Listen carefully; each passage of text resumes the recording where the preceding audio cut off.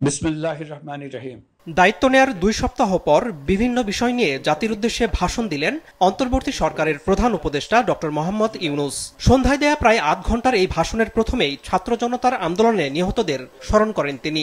বলেন, চলমান বন্যায় ক্ষতিগ্রস্তদের স্বাভাবিক জীবনে ফিরিয়ে আনা সহ ভবিষ্যতে এই দুর্যোগ প্রতিরোধে আলোচনা করা হচ্ছে।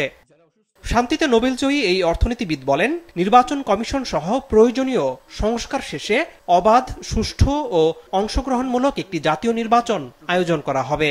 ছাত্র জনতার গণঅভ্যুত্থানকে সফল পরিণতি দিতে প্রশাসন, বিচার বিভাগ, নির্বাচন কমিশন ও নির্বাচনী ব্যবস্থা, আইন শৃঙ্খলা খাত এবং তথ্য প্রবাহে প্রয়োজনীয় সংস্কার সম্পূর্ণ করে অবাধ ও সুষ্ঠু অংশগ্রহণমূলক নির্বাচন আয়োজন করা হবে। এর লক্ষ্য হবে দুর্নীতি, লুটপাট, গণহত্যার বিরুদ্ধে একটি জবাবদিহিতামূলক রাজনৈতিক বন্দোবস্তের সূচনা। কখন নির্বাচন হবে সেটা সম্পূর্ণ রাজনৈতিক সিদ্ধান্ত, আমাদের সিদ্ধান্ত নয়। দেশবাসীকে অনুরোধ করব একটা আলোচনা শুরু করতে। আমরা সর্বনিম্ন কি কি কাজ সম্পূর্ণ করে যাব, কি কি কাজ মোটামুটি করে গেলে হবে। তবে চূড়ান্ত সিদ্ধান্ত রাজনৈতিক সিদ্ধান্ত, সেটা রাজনৈতিক আলোচনা থেকেই আসবে। আমি নিশ্চয়তা দিচ্ছি, আমরা আমাদের পক্ষ থেকে মেয়াদ বৃদ্ধির কোনো প্রশ্ন তুলব না।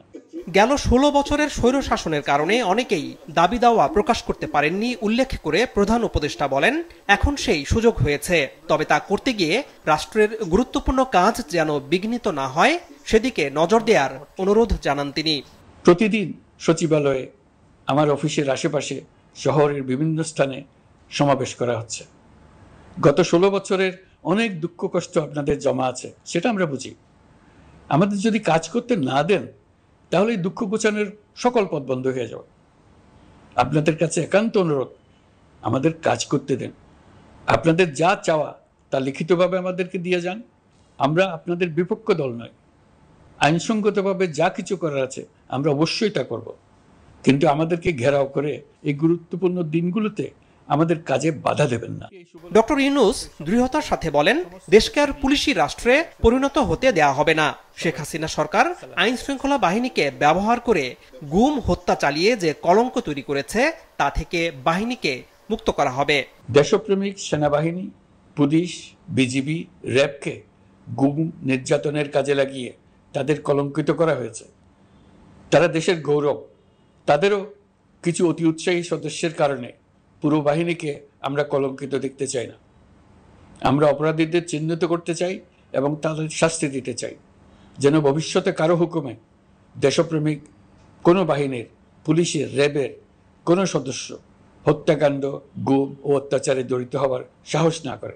মামলার জন্য চাপ দেয়া এবং আসামিদের উপর অমানবিক আচরণ যেন না করা হয় তা স্মরণ করিয়ে দেন প্রধান উপদেষ্টা। শুধু আমি বলবো, আপনাদের একটু ধৈর্য ধরতে হবে। প্রতিষ্ঠানে ঢুকে ব্যক্তিবিশেষকে হুমকির মধ্যে ফেলা, মামলা গ্রহণের জন্য চাপ সৃষ্টি করা, বিচারের জন্য গ্রেফতারকৃত ব্যক্তিকে আদালতে হামলা করে আগেই এক ধরনের বিচার করে ফেলার যে প্রবণতা, তা থেকে বের হতে হবে। ছাত্র জনতার বিপ্লবের গৌরব ও সম্ভাবনা এসব কাজে ম্লান হয়ে যাবে। নতুন বাংলাদেশ গড়ার প্রচেষ্টা হতে ব্যাহত হবে। জনগণের রাষ্ট্র গঠন করার পূর্ব শর্ত হিসেবে কোনো ভেদাভেদ না করে সবাইকে ঐক্যবদ্ধ থাকার অনুরোধ করেন ডক্টর ইউনূস। আনোয়ার হোসেন, মাছরাঙা সংবাদ, ঢাকা। প্রতিষ্ঠানকে তারা কিভাবে শেষ করেছে।